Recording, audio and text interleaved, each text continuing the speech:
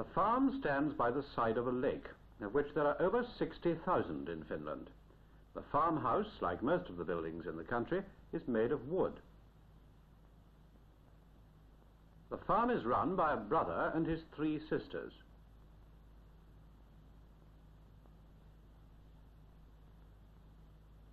The field of ripening oats tells us it is summer. Oats and barley form the 2 main crops grown here. Summertime means hard work for all on the farm, as everything has to be ready before the onset of the severe winters which will freeze the lakes and bring deep snow for some 7 months of the year. Understandably, the Finns are a hardy race. The long poles which they've been collecting were used for drying the hay, which is now safely stored away in the barns. They're going to be needed again for stacking the barley, which is due to be harvested. The crop ripens quickly, owing to the long hours of sunshine in these northern latitudes. The whole of Finland lies further north than the northernmost tip of the British mainland. The scythe is still used on the small farms, and to get the crop in quickly, a neighbouring farmer has come to lend a hand. In return, he too will be helped with his harvesting. The threat of rain makes it necessary to work long hours in the fields while it remains fine, and they only return to the farmhouse for meals.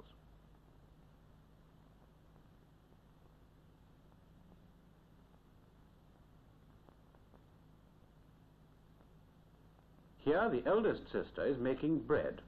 The dough has been made from rye and barley, and the bread is rather sour compared to the bread we know made from wheat.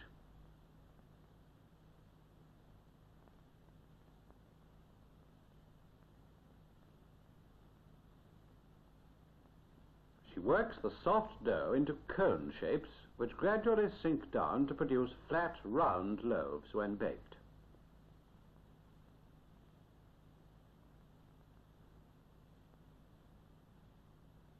The fuel for the oven is wood, and while there is always a plentiful supply from the surrounding forests, it has to be chopped up for use.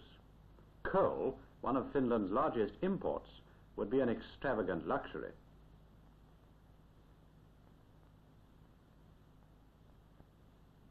The bread is cooked on the hot stone floor of the oven, so the fire must be raked out and the embers swept clear to make room for the shaped dough that is gently lifted into place.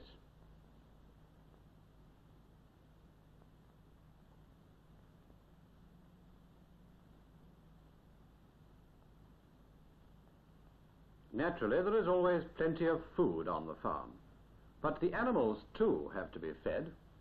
At this time of year, the chickens are allowed to range free in the barley. But if they're to be kept laying well, they also have to be given special food. Preparing their mash and spreading it in the feeding troughs is another of the chores that have to be carried out each day on the farm.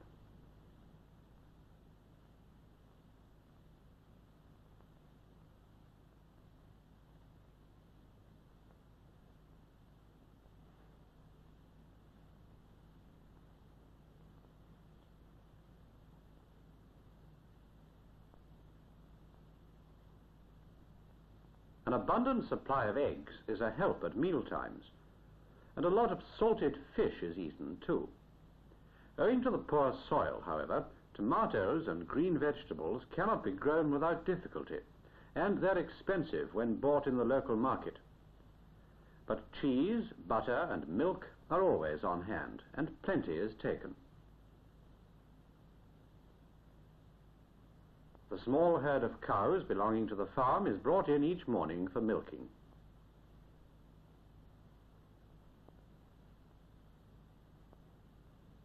All winter they've been kept inside, and to keep them fed and clean in the cold and dark is hard work. Summer makes it a lot easier to look after them.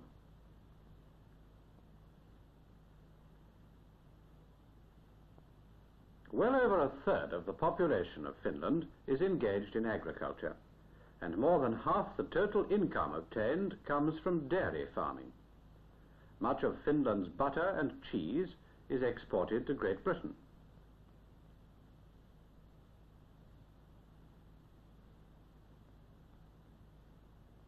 Because of the shortage and expense of green vegetables, large quantities of the edible berries which grow wild are collected.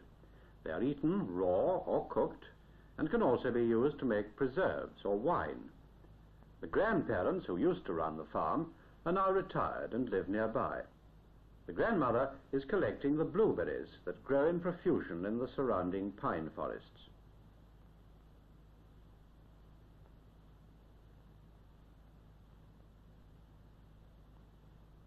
The pile of logs she passes on the way back is a reminder of the vital part the sale of timber plays in the economy of every farm. The vast forests that cover nearly 3/4 of the whole land are the main source of wealth for the country, producing timber and wood pulp for paper making. Supplies of fuel for use on the farm are always at hand, and the wooden buildings, like the farmhouse and the grandparents' house, have been built from timber grown in the district.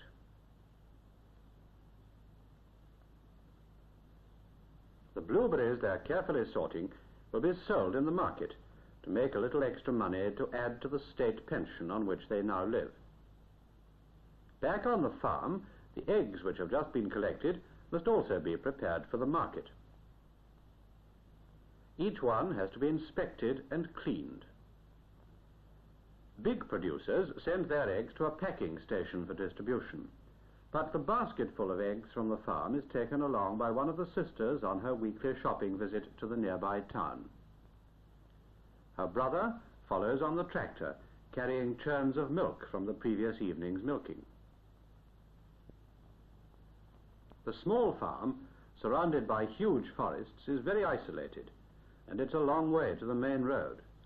But he has to make the journey every morning in order to leave the milk for collection.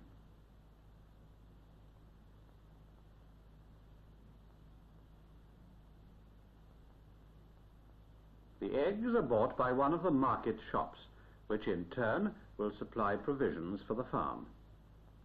At the open-air market, fruit and vegetables are selected, and market day is a welcome opportunity to meet friends from other outlying farms.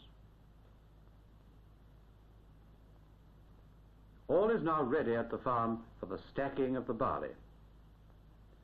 The fields are quite small, and in place of walls or hedges, they are separated simply by a line of tall weed grasses. The barley is stacked onto the upright poles, which have pegs inserted at intervals. These support the weight of the barley, which would otherwise slide down and be packed too tightly for quick drying.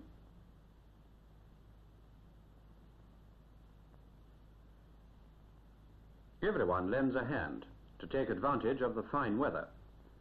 The successful gathering of the harvest is always a relief, for the farmers know that no matter how pleasant conditions are now, soon the hard winter of snow and ice will come again.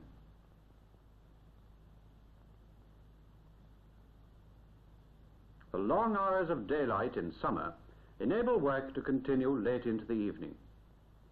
The farmers of Finland have learned from experience that to face winter without making full preparations would mean 7 months' struggle for their very existence.